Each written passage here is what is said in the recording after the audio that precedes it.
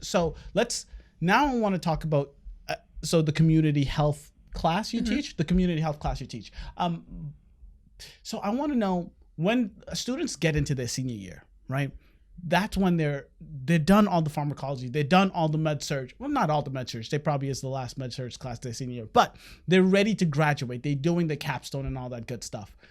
What is the ultimate goal for that class? Are you like letting them go doing all the research, all of that stuff? Or is it the same thing as we're still doing clinical, we're still doing the nitty gritty, like I don't know. I just felt like my nursing school experience, my senior year, could have been a lot more than what it was. It felt like a whole lot of just going to clinical. And I want to talk to you about clinical in a little bit, but what is your goal? What is your goal when it comes to that community class? So in that course, research? It's where they put it all together. So they've learned community concepts. They've learned about health outside the hospital, health in the hospital, pharmacology, issues with, paying for drugs, affording care, accessing care. And that's where we put it all together. So while they take my course, they're also doing something called preceptorship. So that's their final clinical, where they're one-to-one with a nurse in a specialty that they would like to work in someday. So they are in that clinical nitty gritty. Yes. But my course, the clinical, is considered their work in the community.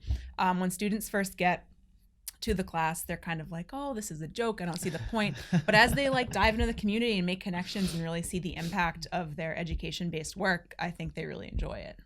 Yeah, I know. And I like the way you put that, because a lot of those classes that I remember in nursing school, like when you talk about community health, when you talk about all of those big out there idea concepts, a lot of people are like, yeah, teach me about the disease process. And once you become a nurse, that stuff is stuff that you I don't want to say you can learn it on the job, but that's the stuff that you can Google. The big picture stuff is the stuff that you need the I know what you mean. So yeah. Everyone wants to be out there starting IVs, doing CPR, Exactly. covered in blood. That's so sexy, right? Yeah. Community-based work, not sexy. No. However, it's important. Once you know what your patients are returning to outside the acute care environment, you have an understanding of what they're going to need to go home and be healthy, and you have an understanding of what brought them into the hospital in the first place. So those are sometimes what we call soft skills, like communication, knowing all those things. Those are things that take a long time to develop. As far as starting an IV, we could teach someone to do that Exactly. in 20 minutes. Exactly. And, those aren't the skills I think as nurses we should be highlighting. And sometimes those are the skills people think of what makes a real nurse.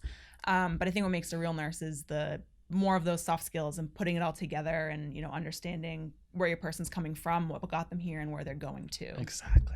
Yeah, soft skills. That's the word I was looking for. The soft skills are the skills that matter a lot, but it's not the skills that are highlighted. Everyone wants to do right, and they're not necessarily highlighted in school either. Exactly. Depending on the course. Exactly. All right, so let's talk about your research. All right, so okay. I did a little bit of homework. So first of all, she's a nursing professor.